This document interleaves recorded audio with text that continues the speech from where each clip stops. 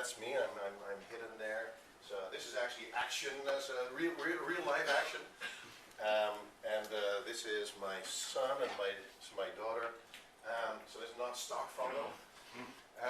Let me just say a little bit about myself. I'm originally from Grand Prairie, and if anybody knows where that is, so what's wrong with you? I mean, get on life. So Grand Prairie is, you have to go to Edmonton, even if you know where that was. And then from Edmonton, you have to drive up to Alaska, and then the last place where you can get gas for about 1,000 miles is Edmonton, or is Grand Prairie.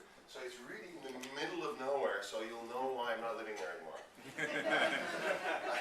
I eventually thought, I got to get out of here. So as soon as you're in a place where in April the bears come into town and are really hungry, says, well, I'll take on terrorists anywhere. So they're a lot less dangerous than bears are. So I was looking for an MBA program abroad.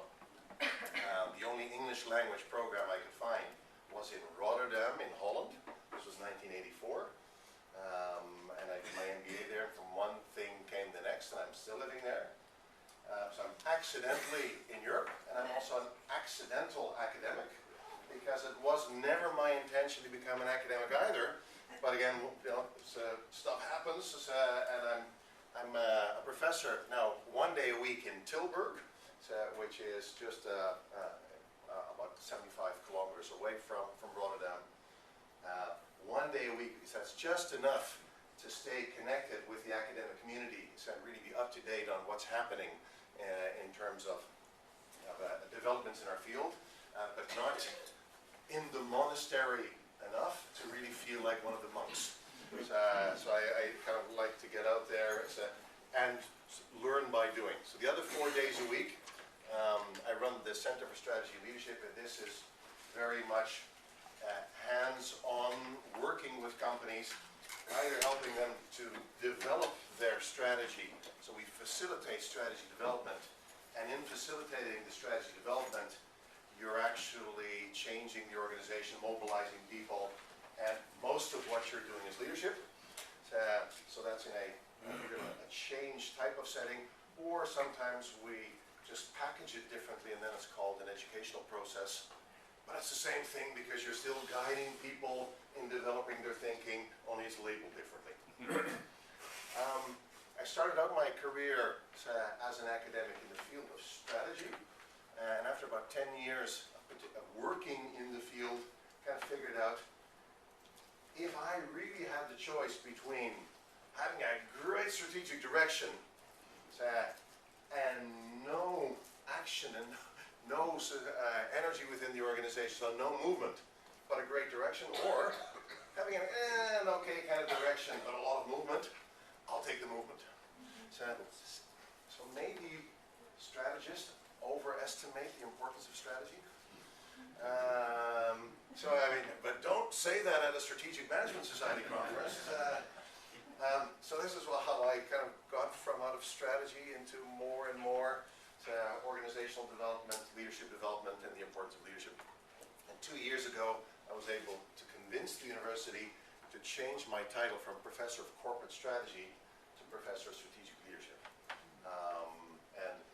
But it doesn't say anywhere in the guide that there is such a thing as the field of strategic leadership. So well, then we should do something about it. So I'll tell you a little bit more about strategic leadership as we go along.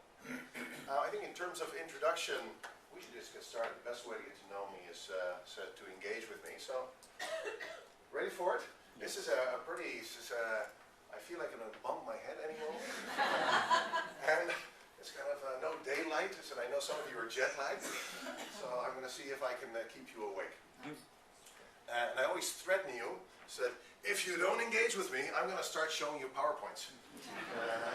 But hopefully we won't need, I'll put up one, because as I got out of the train, I came in yesterday from Rotterdam, I think, I'm not a very good salesman, because I forgot to take my own book. I am going to talk to you about my book that actually came out 6 months ago, but I didn't take any. So we'll be talking about this book, Strategic Leadership, and by the way, we can diverge any way we like. But being a instance, a guy trying to connect with his kids, your kids are in other countries, but I'm interested anyway. So I put in an app so that you can actually put it into practice. And since I'm assuming that most of the kids aren't going to read a real book anyway, so maybe they'll read the app. And then we made a website to go along with it, so we're really digital savvy here. Okay, that's enough.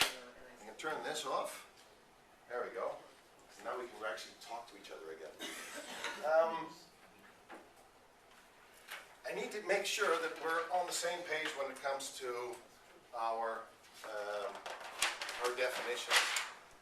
And that's particularly important when it comes to leadership, because I have never seen a field. I thought I was coming from the field of strategy, where people are all over the place. They don't really talk to each other. They at most talk at each other. So I have no idea what dialogue is. So everyone's all over. So one of the first steps in my career was actually to make a strategy textbook in which I tried to map out what strategy actually is. So after about 10 years, you kind of get a feel as to all the different perspectives and ways of thinking about strategy, and it's a multifaceted beast. Wow, these are people, it's called a discipline, but it's very undisciplined. And then I came into the leadership field and said, oh, great, these guys are even worse. It is good to make sure that when we talk about leadership agility, that we're clear on what do we mean by leadership and what do we mean by agility, and then we can move from there. I spoke to some of you yesterday evening, and I think this is something that you've already discussed as well. And I feel if I'm speaking to a room of managers who actually come in saying that they're leaders, I said, oh, well, let's talk about that. I feel in this case I can move a little bit more quickly because all of you, of course, are much more deeply into the field. But if I ask a regular room of managers, I'll say, explain to me what some characteristics are of leadership. Of course, I have to explain. Let's not talk about leaders, because we all know it's more about behavior and not about the person. So explain to me some of the characteristics of leadership. And I'll go, okay, what do you think the average manager will say? Hitting my numbers. Pardon me? Hitting my numbers. Hitting my numbers? No, because then I'll say, no, but tell me about, when do you say, I'll ask them sometimes, okay, let's put aside Nelson Mandela, so let's put aside, but you're still an inspiring person who you feel, that's a great example of leadership. What do you think great leaders do? It's about doing, right? It's about, don't tell me, they have great hair, or but what do they, typically they start talking about things like, that has to have vision. So they need to be inspiring. Charisma. They need to have charisma. And then, there's a whole long list. And then I'll say, you think you just described leadership to me, but what did you really describe? What are they really describing? Personality. Yeah, but you say, no, you're explaining to me why you would follow. Yes, exactly. Like this is what you want. This is what you want. So, this says nothing about the leader. It says something about the follower. These are some of the reasons why you would be willing to follow someone. And this is why we're projecting all of these things, and that's why we make leadership huge, because we want somebody to be Mother Teresa, Steve Jobs, and all of this wrapped into one another. Oh, wow, that's the person, that type of Messiah that I'll be willing to follow. And then that's why leadership gets so mixed up, because we start projecting all of these things. But let's bring it down to its bare essence. Leadership is the ability to get other people to follow. That's all. So if you say someone's a leader, if I see other people following, then that person is leading. It's that simple. It does mean that, therefore, it's a relationship. And in the relationship, if a follower and a leader, the follower needs to feel some type of appeal and a willingness to go along. And then the leader is trying to sway and trying to influence and trying to seduce the other person to come along. In this way, it's very much a type of lead. And that's why if you look at these things, I can, for all of these, actually say that there's probably an opposite reason reason, if I see somebody with a vision, I go, oh my God, not one of those visionaries again. Yes, I see that in 10 years' time, blah, blah, blah, blah, blah. I think, oh my God, this is not a very practical person. I'm not gonna follow this person. So I can come up with all of this blah, blah myself. I want somebody who's more down to earth, is more clear on what we're gonna do. Inspiring, says, oh, this is somebody, oh, too much ego, filling the room too much of a hero. I want somebody who I can talk to, who's more human. Do I need somebody with charisma? No. So for each one of these, I can come up with an argument why that actually might not work with me or might not work with somebody else. So there are no universal characteristics which are attractive. It's almost like if you have a relationship with somebody in private life, I think most of us have a partner. We all have different partners because we all find something else attractive. So attraction is in the eye of the beholder. So leadership is in the eye of the beholder. I will follow somebody who appeals to me. Now if you take that a step further, it means that if there's a diversity of people out there, there's going to be a diversity of needs out there. That means leading a diversity of people, I'm going to have to be able to appeal to a lot of different people with different characteristics, with different needs. So, well, I'm going to use one style. That's going to work. Says that. It's going to work on some, but it's not going to work on others. It's not about you. It's about the other. And what I would argue is that increasingly, 30 years ago, in the average organization, we had 50-year-old white men, all feeling they needed to behave in a certain type of way. So maybe they were more diverse than they seemed, but they all felt that they needed to. So if I'm leading the same type of people with the same type of background, all feeling they need to behave in the same type of way, I can use a leadership style that fits that stereotype. What's happened in the meantime? Gender diversity, cultural diversity, lifestyle diversity, and in organizations we feel more and more that we should be able to be ourselves. Organizations have become more human.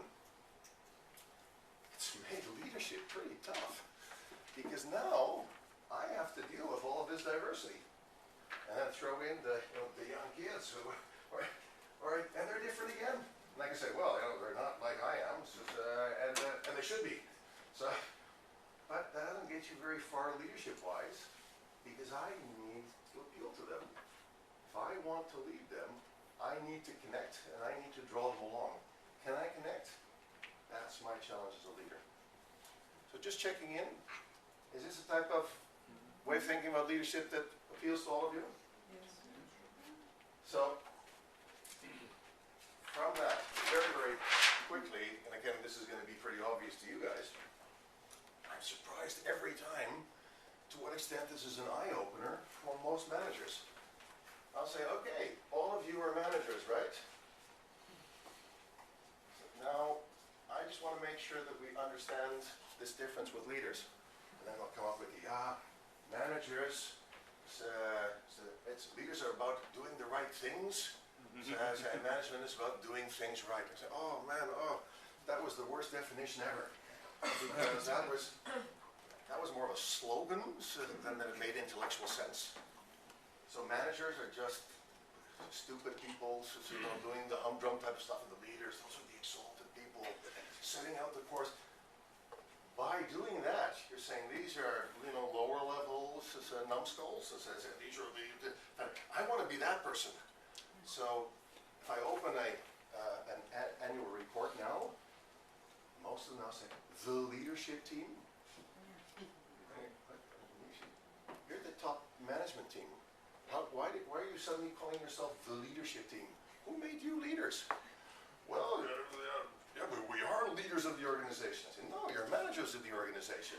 I hope you're also leaders, but you can't say we're the leadership team. You can only say you're the management team because you've been appointed to become a manager. This is about a position. This is about having a job. How do I know you're a manager? Give me your business cards. Sales manager. Yep, you're a manager.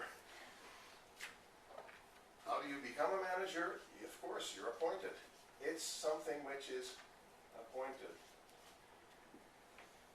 As I just described, leadership as being a way of influencing other people to come along. It might help if I'm a manager to have more influence, but it's something different. I'm not saying that the one excludes the other. It's just a different, it's a whole different type of thing. This is about having a role. I want to play a leadership role, which means that in certain types of circumstances, I want to step up and I want to bring people along. That means I'm going to go into my backpack of all of the things which I could use to influence people, and some of the influence might come from the fact that I'm also a manager, but sometimes being a manager might actually go against me. Well, you're only saying that because you're the manager. Yeah, maybe it's easier sometimes not to be a manager if I want to be a leader. So, I think that all of you will also agree that to become a leader, you need to be accepted. So I need to step up. So nobody ever comes into my office and says, David, you need to be our leader. Please come up and lead us. You never have leadership thrust upon you. Usually you're going, well, things aren't really going well in your organization. Oh, I need to step up. Somebody needs to do something. It ain't going to happen all by itself. So I better step in. And people say, hey, what are you doing here? So why should we listen to you? And then I need to win their trust. I need to win some influence. And then they say, okay, so yeah, we're willing to go along with you. So it is, I need to build that relationship. Here I can just be pointed into the job. If I'm sitting here, I'm allowed to do stuff. I'm the manager. I can hire, I can fire, I can spend money. That all has to do with the position. Anybody who sits here is allowed to do that stuff. But to become a leader, you can't be appointed. You have to win it. So this is basically, with this management job, you get formal powers. But with leadership, it's formal and informal. It's all powers together. But of course, the big difference is you add to your repertoire all of the informals. In other words, the stuff that you have in you. So if I'm sitting in a position, I'm going to I might have some formal powers, but so it's my whole repertoire of powers in which I'm going to be able to influence people. And as we know, one thing for sure, and I think that you all know from your background in change, if you start using formal power, it actually, over time, it's going to wear down. Every time you use your power, you start losing a bit of it. Your authority, because it's basically, it's force. People don't like to be forced. If you do it to them, eventually, of course, it's going to wear down. So you want to use your formal power very sparingly. And your informal power, your influence, that's where you're going to get a lot of your strength from. So far, so good? Yep. Yes? What I observe, really, I think this is an artificial distinction. In actual work that people are doing with responsibilities, they often need to do both. I fully agree with you. And I wouldn't say it's an artificial distinction. I'm just trying to say the important thing is that you realize if you're appointed to a manager, you still have to earn to become a leader. That's the only thing I'm saying. And the problem with a lot of people is that, yeah, but I'm a manager now, therefore people should follow me. That's the, it doesn't work. Behind this, of course, is a very mechanistic worldview. So this is where we're carrying along 2,000 years of mechanistic thinking. Oh, now I'm in the machine, I now have this position, and therefore if I'm here, so the rest of the machine is actually going to go along with me. And that's a wrong type of a metaphor. So we're not in mechanisms, we're in a social type of setting, and in this social type of setting, if I'm taking a position, it might help, it might sometimes be difficult, but from there I need to start working, establishing relationships and trying to influence people. So I'm just actually telling managers, congratulations, but if you now only remain a manager, actually only remain a manager, what are you going to do? You're going to go down the wrong route. Because what you're going to do, if you start using your formal power only, you're going to say, now you need to do this, now you need to do that. So now I'm going to give you a bonus if you do what I want. Says I'm actually going to punish you if you don't do what I want. Basically what I'm going to get is I'm going to go down the route of compliance. I'm going to try to get people to do what I want. Not because they want to, but because they have to. If I go down the route of getting people to do things because they have to, what am I going to get? I'm going to get calculative behavior. Because they're going to think, okay, so I have to. What's in it for me? So what am I going to get? And what if I want to do if I don't get it? Maybe I should actually do it. I don't know how old your kids are, but if you did this at home, okay, Johnny, say you are now going to eat your spinach. Why do I need to eat my spinach? Well, because I'm your dad. Well, but I don't like spinach. Yeah, but you're going to eat it anyway. Says, well, and if I don't, so I'm going to send you to your room. And if I do, so well, then you're going to get some ice cream. Says, okay, now I've just started to manage my kids. I'm trying to force them to do it. I'm using my formal power as a dad. Well, that one usually works out well. I don't know if you remember. So the next day, I'll go, okay, I'll eat my spinach. Well, where's my ice cream now? And then 2 weeks later, you serve up the spinach again. Now they're really intrinsically motivated then, right? Do I get ice cream? But I want 2 scoops of ice cream today. So suddenly you get into negotiations because they're calculating. They're not doing it because they want to. I haven't seduced them to come along. They're doing it because you have to. So we all know if you go down this route of formal power, you're going to get, at best, average performance. And of course, the whole idea of going down the route of leadership is to say, look, I'm not saying never use your formal power, but use it sparingly, because basically, of course, you want to connect with people, you want to go for the intrinsic motivation.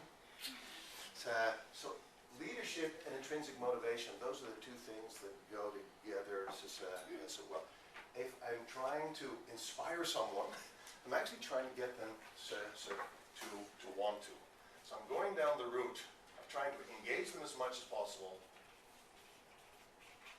I'm trying to make sure that they want to. Actually, I want to get affective behavior, that people are in it with their hearts and minds. So when we say very simply, leadership is about winning hearts and minds, not using carrots and sticks, basically that's what we're saying, is to try to appeal to people's inner intrinsic motivation, and this is the route to high performance. So back to, it's a bit of a, it's not really rocket science, but it's just being clear on your definitions. And it's but the number of people who say, I'm a leader, you say, no, you're not. So it's hard work. It's like saying, well, I'm a husband now. Okay, the fact that you're married puts you in a certain type of position. From a legal perspective, you're a husband. But from a behavioral perspective, you're a really bad. You think, well, we got married now and we lived happily ever after. And we all know that's not true. So you have to keep on working on your relationship. It's a relationship. It's not a position. But the mix-up, of course, happens a lot. So we go down here. It's really about what's the type of way that I'm trying to influence people. That's what the entire book is about. It's a bit of a long introduction, right? So, and now agility. By the way, intervene if you want to. Ron, sorry, Yes. may I ask something? I'm still stuck right back at the beginning. Okay. I followed all that, but right back at the beginning, the definition is that leadership is the qualities to enable others to follow. Yeah, I'm going through that. For me, there's something before that. So the leadership, by definition, you're saying is others follow, therefore the relationship, etc. For me, there's something before that, and it goes back to something that Katerina said in the book yesterday, which was to fulfill myself as creator. So for me, the leadership begins with wanting to make a move. It begins with knowing what my intention is, what it is that I want to create.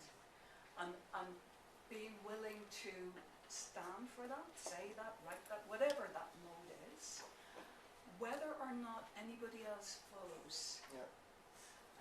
And that's quite a vulnerable position to be in. Yeah. And for me, it begins there, because if I can start from there, then I'm actually setting up an attractor function, rather than in any way trying to work out to sell it, to reach hearts and minds, to whatever. And that I miss. Yeah. So it's the relationship with myself. Yeah. So No, and I would fully agree. So, in my quick wrap up, yeah. in any type of relationship, it's a two-way street. So it's not only that I'm trying to lead the other, but it is about, what do I want? Again, back to my point. Do I want to get married? Do I want to have a relationship? Who am I? So what do I want to achieve? What do I want to bring into this relationship? So, and to a certain extent, there's a little bit of courage involved there as well. Yeah. I mean, establishing a relationship, so wanting to. Well, So- before the wanting to, it's the daring to ask. Yes, yeah. Yeah. So, but I would still, again, a bit of a definition person. It's all of this is preconditions to leadership behavior. For me, Okay. leadership I get is that. the I actual completely get that. behavior itself. Yeah. So, but you're right. Before you ever get there, Yeah. there's this long. Who am I? What do I want? Do I dare? What do I want to do with my life? Is this who I am? All of this you bring Yes. to, okay, now I want, what type of relationship do I want to have with another person? And I think that from this definition, I'm not always leading. So it would be a really lousy organization if everyone's leading, no one's following. So as I think that many of you realize, leadership is a behavior, and therefore you're leading sometimes, you're following other times, and as a team, hopefully there's always somebody picking up the leadership role and others are picking up the followership role. So it's a dance that you're doing together. So there's also thinking about, when do I feel that I should be that person, and when do I feel more comfortable, or do I actually want to be the follower? There's nothing wrong with that. My next book is going to be about effective followership. So that's also, what are followership styles? How can you be an effective follower? What does that feel like? What do you bring to the table? So I agree with you fully. How do you think platforms like LinkedIn contribute to this leadership, followership, engagement, relationship? Do you think they're positive contributions, or That's full of stuff? I use the word stuff very loosely, but Yeah. what's your view? That's an interesting question. I've never really thought about that from a leadership perspective. Just my first reaction off the top of my head, LinkedIn allows you to do a few things. It allows you to actually communicate and keep up a relationship that you have with people that you already met offline. So it gives you some influence. So by maintaining the relationship, you also maintain the possibility of having influence. So you can use LinkedIn sometimes to actually influence people.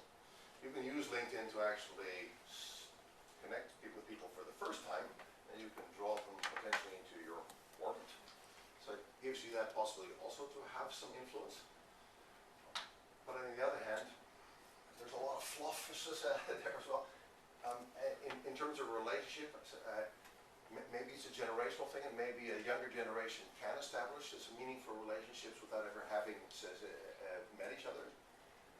I feel that those two very often work together very well, meeting each other face to face and meeting each other digitally, and then in that way you can have a mixed relationship. So yeah,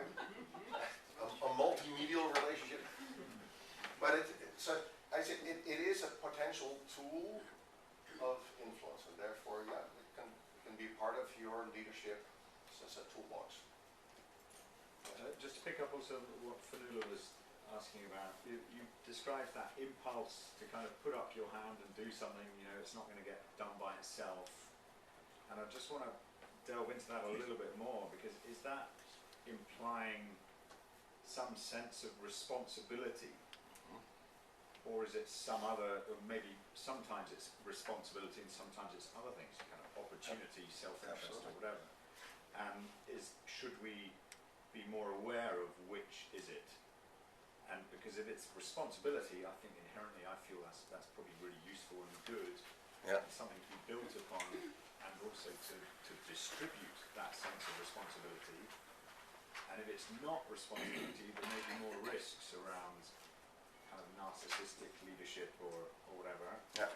And with responsibility, the idea of service, so serve to lead. Yeah. So two parts there. So what are the drivers behind? So this is a bit related to what was said earlier about, so what do you bring to the table to even want to be a leader? Yeah. It's about knowing yourself, your own drivers. So basically say, so what is the driver? And sense of responsibility might be a driver. Says pure power hunger might be a driver. So then we have to delve into motivational theories. Is it about affiliation? Is it about achievement? Is it about... So there's plenty of drivers. So when people start talking about leadership styles, they very often go directly to personality types. And they say, there's this personality type leadership style.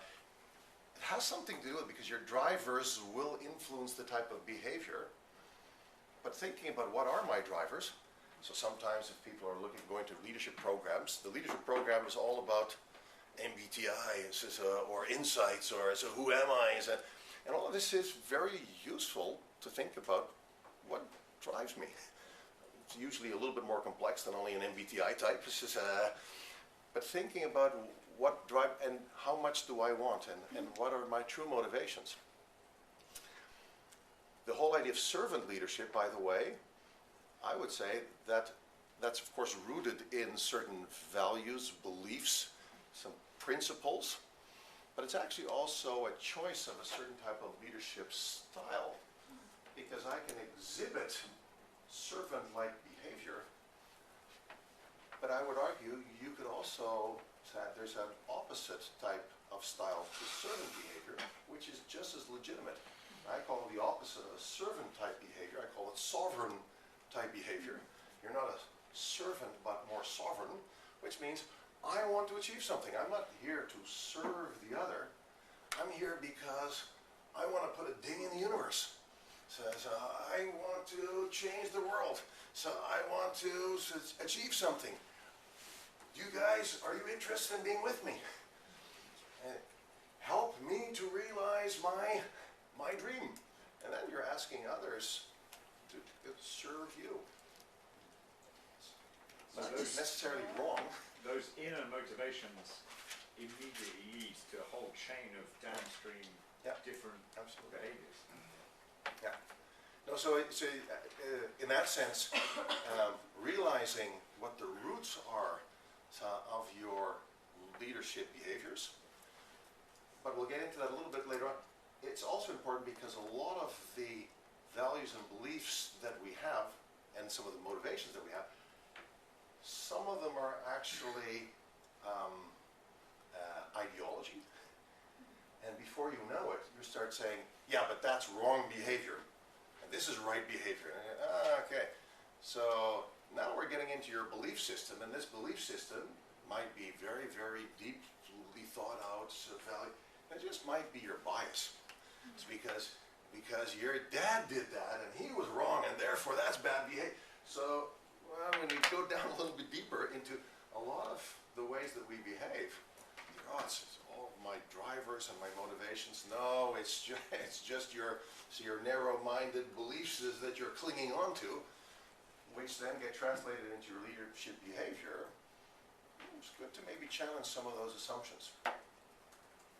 So what I try to do in my book is to more less normatively say, so what are some of the leadership behaviors that you could use? So just to have a clear idea, if this is the definition of leadership, so what is potentially type of leadership behavior? And what I argue is that a lot of these behaviors are actually all potentially useful, even though they're opposites of one another, but many of them also have their shadow sides. I would say every leadership style has its shadow side. The shadow side could be how could it be misused, but also when is it ineffective, when doesn't it fit the situation of the people. So to have a more objectified idea of, so what's the entire repertoire of behaviors, and what are the downsides of each one of the behaviors, just to have some type of a mapping, so that we can talk about which style is useful, when, how, for whom, and what are some of the assumptions behind each one of the styles. So that's what the whole book is about. Yes? You started off defining leadership as an act of leadership that happens within a relationship. Yes. And then we moved to saying leaders, right? Which brings us back to personal motivation, and all of that type of language, which goes against, in my view, the very definition of leadership, which is an act within a relationship. So, yeah. No, okay, you're right. But then are we discussing leadership, their behavior, their leaders, their behavior, their motivation, or are we discussing the relationship? What is it in the relationship that makes it an act of leadership? And that's a different discussion. Now, so to get my definitions entirely clear, leadership is the behavior within a relationship. So, say, you can't behave in that way unless there is a relationship. I really want to talk about leadership, and leader is the shorthand way of saying the person exhibiting leadership behavior is at that moment behaving like a leader. But we don't want to say that therefore that person is always the leader or a leader. But it's a person at that moment exhibiting that type of behavior. And if we're talking about these behaviors, there's certain types of styles. So these are type of archetypical behaviors. So can we understand these potential styles, which are all intended to have some type of an impact? So that's, the entire book is actually describing these types of styles. Kind of going back to the whole idea of situational leadership, but we all know situational, but there were only 4 situations. And wait a second, and this is the way science always starts. You say, let's make things very simple. There's gravity, and this apple is falling, so I'm going to try to make the world simple. And then later we say, well, it's a little more complex than that. So situational leadership was great. So as good consultants, you make a 2x2 matrix. You say, well, there's these 2 and these 2, so that means there's 4 situations. Well, so then there's 4 ways of behaving like a leader. Well, yeah, that one is finished. So I love the idea of situational leadership. It all depends on the situation, but let's be a little bit more subtle in there might be more than 4 situations, and therefore there might be a lot more behaviors. And as we said, there's more and more diversity along with types of dimensions. Therefore, my repertoire of behaviors might be a lot broader than only these, pulling out these 4. And if we throw in ethics and authenticity, Yep. where do these fit in? There we are. Authenticity. It's a little bit of a slippery, we have a lot of different ways of defining being authentic. If I use the general definition of being authentic, it's usually defined as its opposite, not fake. And I think if we say not fake, we say, oh, you should be authentic. If I look at what being authentic usually means, it means that people are saying, I need to remain true to who I am. But true to who I am, first of all, who am I? And to what extent is that something which is always fixed? So sometimes being authentic can mean staying who I currently am, so therefore not changing. Am I talking to change leader? Also, who I am has a dark side. So being true to who I am, you know, letting rip when I feel angry and just yelling at everyone, that's authentic. Yeah. But is that desirable? No, and you know, I know some people are very, very authentic. And so one of the leaders who was in one of my programs a few years ago, he said, "Oh, tomorrow I'm going to put on the T-shirt my team gave me." And I said, "Okay." So he came back and said, and he had a T-shirt, and it said, and he had this on his T-shirt, and I said, "I don't get it. Oh, it's shorthand. Read the fucking manual." So, and he was very, very proud. Yes, he always said, if anybody disagreed with him and found that, "You're a prick, you're well, your problem, read the fucking manual." So, I thought, "Oh, yeah, you're really authentic." I said, in other words, if I stay true to myself, it's your problem. Says, I'm a one-trick pony, so I'm just gonna, you know, it's again back to the idea of, as a relationship, so with your partner, yes, you can't be entirely what the other person wants you to be, because you are you. But you can't, on the other hand, say, I'm always going to remain exactly the same. So I call this the paradox of authenticity and adjustment. On the one hand, I have to really understand what's deeply who I am, and I want to build on my own strengths and my own personality, what I currently am, and I need to adjust to the other and to the situation and to the circumstances, and there's no simple solution to that one. So it's a kind of a dance between, do I adjust, do I adapt, do I learn, if I'm going to a different country, I say, well, I'm a Canadian, so I'm going to do it my way. And then it doesn't really, sometimes you just have to adapt. It feels awkward. It doesn't feel like me.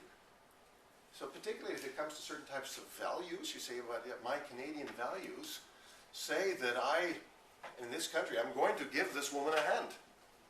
Yeah, but it's not appropriate. It doesn't, well, it's authentically me. Yes?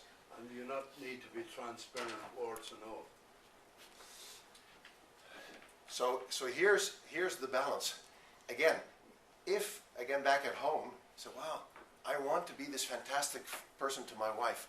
So I'm going to, fake it until I make it. And so I'm going to you're going to be playing a person who you aren't. And you're going to hide the warts, and you're going to hide it's probably not going to work. So you're going to have to, there's going to be parts of you that, although you're not proud of it, you're going to have to show, and then they make you more human, and it makes it actually in the connection, and she's going to love you for it. But there's a moment at which showing who you are and imposing who you are, and not giving a damn, so they can just take. So where's the balance? And sometimes I am actually going to say they're going to have to accept me as I am. But so what I call it the paradox of authenticity and adjustment, because there is no solution. Well, there's also research out there that faking actually is also quite authentic. Because it's quite interesting, really. I'm doing research on authentic confidence, not leadership. But so it's about, if I fake to get a role, for example, in personality testing or whatever, if I fake that test, so can you even fake that test? But if you are putting yourself into what do I need to be to become, to get that job? So does that mean that this is not authentic? Because if I then get that job, I will change my behavior, and yet then I become authentic. So there is, yeah. And this is called the Pygmalion Effect. I don't know if you remember, so Pygmalion, My Fair Lady, is taking the flower girl off the street, and first teaching her to speak proper English, and that's not really working, until they start seeing that if you treat her like a lady, if she feels like a lady, she's faking it in the beginning, but if you then start if you treat it that way, if you fake it that way, you start internalizing, you start becoming it yourself. So this is a slippery concept of who I actually am. Yeah. So we shouldn't take authenticity. And again, so it's It's fluid. It's It's- not a fixed.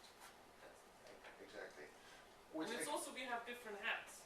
So we are an authentic white husband, but that doesn't mean that you're the same. Same. You're not gonna go hug your mate.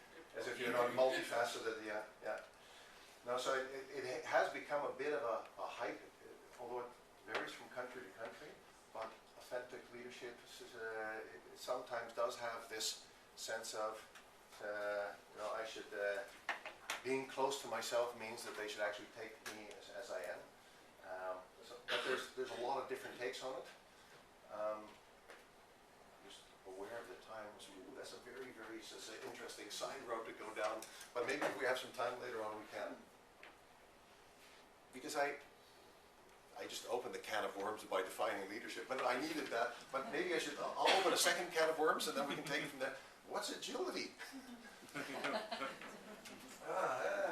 What's agility? Well, It's the ability to fake it. thank you. Then we can move on.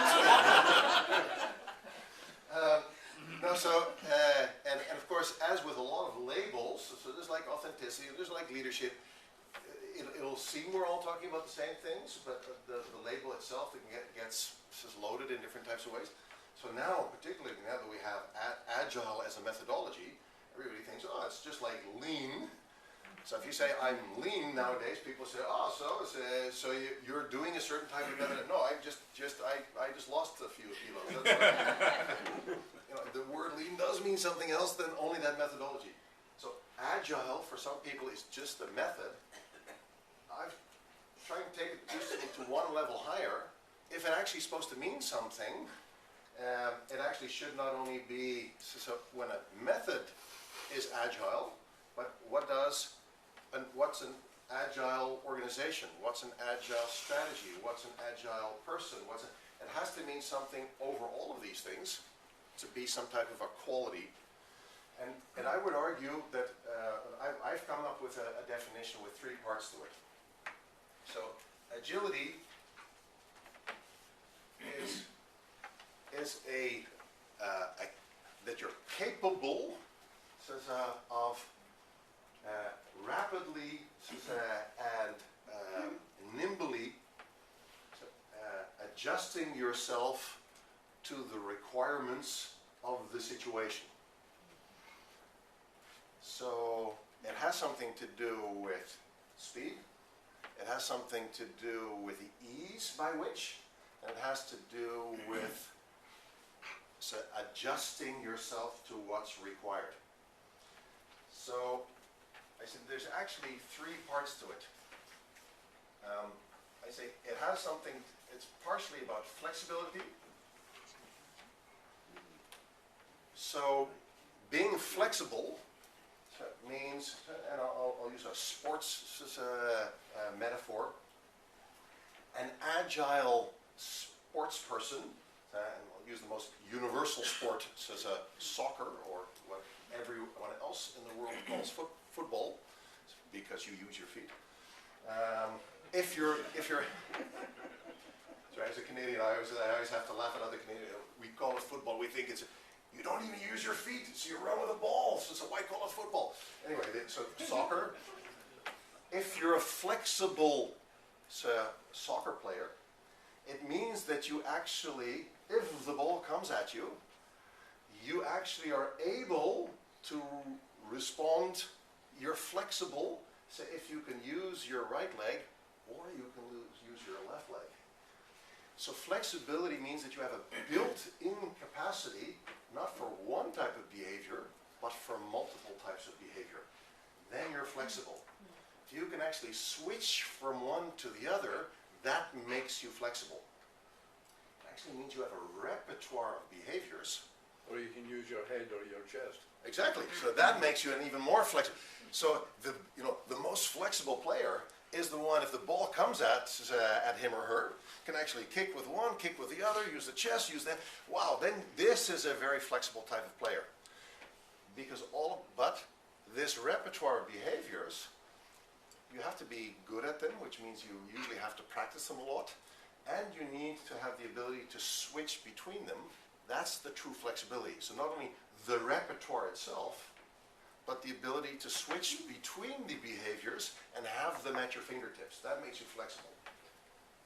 Well, let's go even further than that. Sorry, my voice is that. But you don't have. If you whisper to me, I'll tell It's you. not the repertoire, but then you can do it on the fly. You don't even know. Yes, so the more that that's actually automated, so, and you don't have to think, oh my God, so what should I do now? Oh, the ball's already gone. So it's indeed, sometimes if people are not into sports, they'll say in music, you know those musicians who will sit on the street, and then people say, hey, can you do a little bit of Michael Jackson? Sure. So, and they switch over, and they can play, and they say, a little bit of samba. Okay, sure. And they'll switch. Wow. This person is really flexible. So they can actually, on the fly, switch from one to the other. And it means that there's a lot of practice going into being able to. In the beginning,